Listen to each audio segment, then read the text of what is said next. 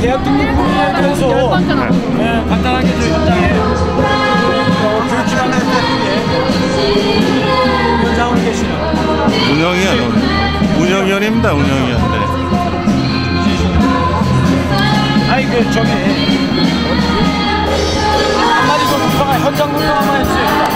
네, 오늘 우리들의 문화재 힘내라 청춘아, 오늘 공연을 보시면 알겠지만 좀 시끄럽네. 네. 저쪽으로 좀 더 가세요.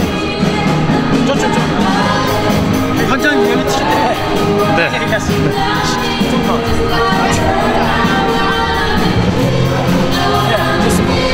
등록금에 대해서 지금 뭐 간단하게 네, 너무나 순박하고 참 맑고 깨끗한 우리나라를 짊어지고 나갈 주인공들이 앞으로 3, 4년 후에는 또는 2, 3년 후에는 바로 그 등록금이라고 하는 그 살인적 등록금의 그 힘들어하는 모습들이 곧 다가온다라고 생각할 때 너무 가슴이 아픕니다. 그래서 우리 귀여운 자식들에게 그러한 그 등짐을 지어줘서는 되지 않지 않느냐라는 취지에서 저희들이 반값 등록금 실현을 위한 100만인 서명 받기에 돌입을 했습니다. 네.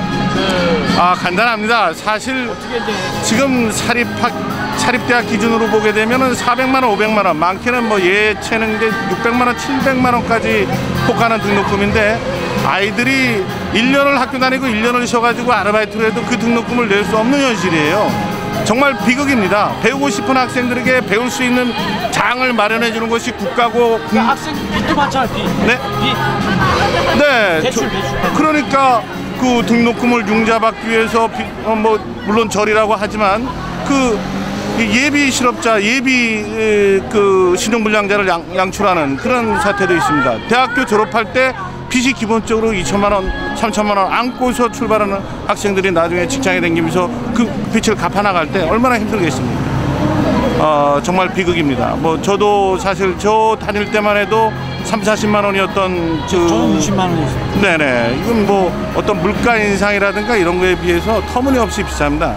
이건 국가가 사립대학, 사립 족벌 대학들을 키워주기 위해서 그네들을 지금도 뭐 가까운 곳에 여러 대학들 보면 건물이 뭐 1년마다 막 두 채, 세 채씩, 두 동, 세 동씩 막 올라가지 않습니까?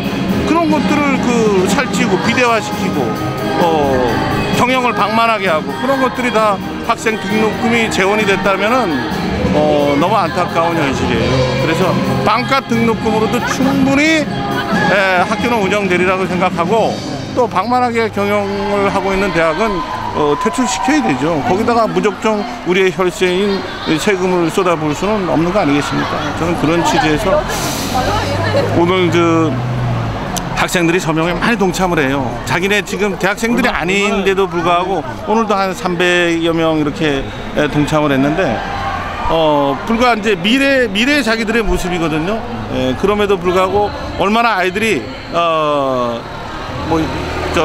그런 부분에 대해서 엄마 아버지가 굉장히 부담을 느끼고 그런 얘기를 하다 보니까 가정에서도 그런 부담을 아이들이 지금부터 중고등학교 때부터 느끼고 있어요.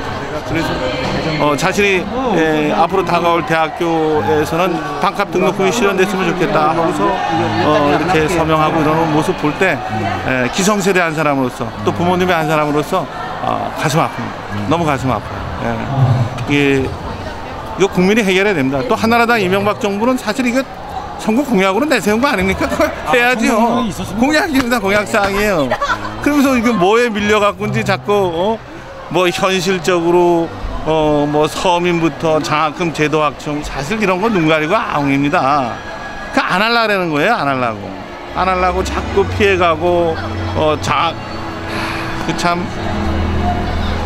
네. 근데 오늘 이렇게 뭐 각 학교 학생들이 이렇게 다 모여. 네, 학생의 날 기념 행사로 해서 우리 교육희망 네트워크가 주관을 하고 또 우리 정교조 지부에서도 또 참여를 해주시고 또 참교육하고자 하시는 많은 분들이 전 말이 많지 않습니까? 뭐 예를 들어서 어떤 거 공교육에 위반돼가지고 자꾸 뭐 이런 방향, 다른 방향이니까 또 반대하는 분들도 있지 않습니까?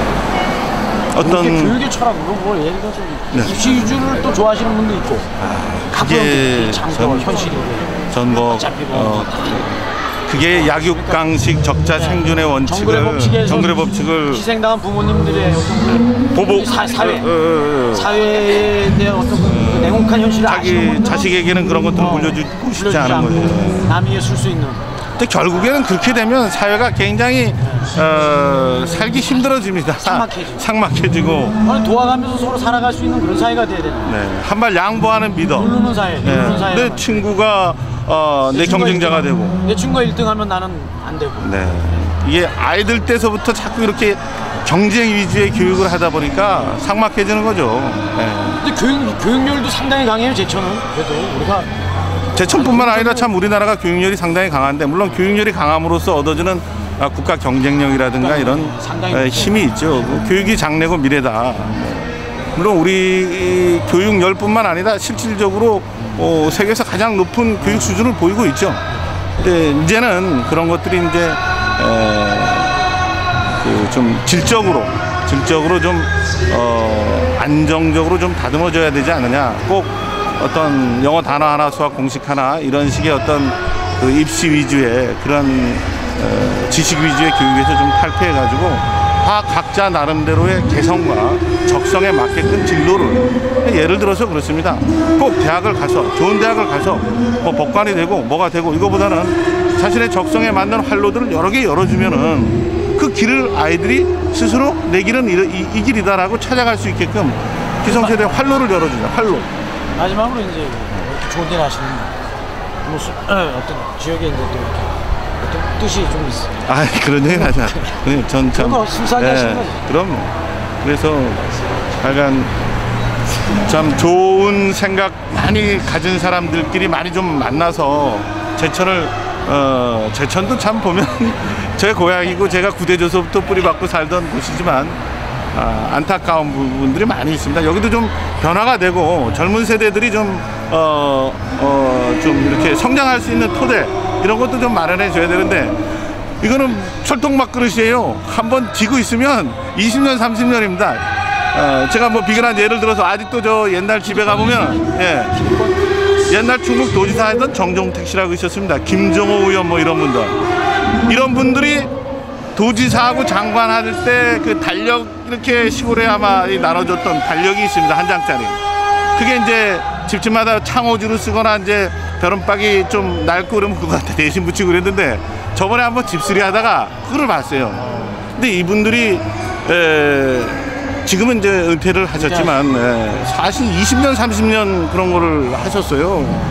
그리고 옛날에는 어떻게 좀 기회가 빨리 와서 그런지 몰라도 30대 초반에 어떤 권력의 기반을 갖고 계신 분들이 60, 70까지 갔으니까 그래서 우리 제천도 이제 조금 좀 그런 부분에 있어서 선배님들이 좀 양보하는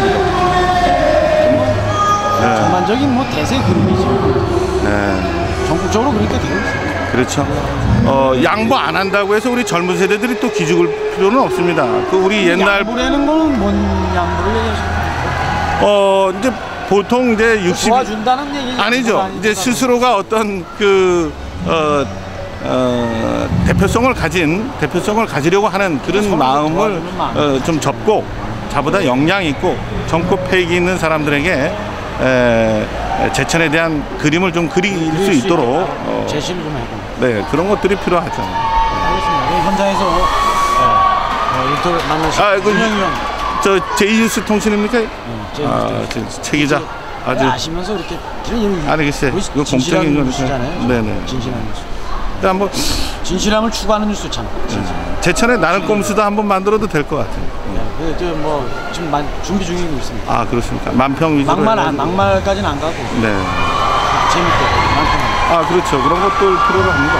이상 희망 네트워크 교육 희망 네트워크. 감사합니다. 이재신 운영위원 현장 인터뷰였습니다. 고맙습니다.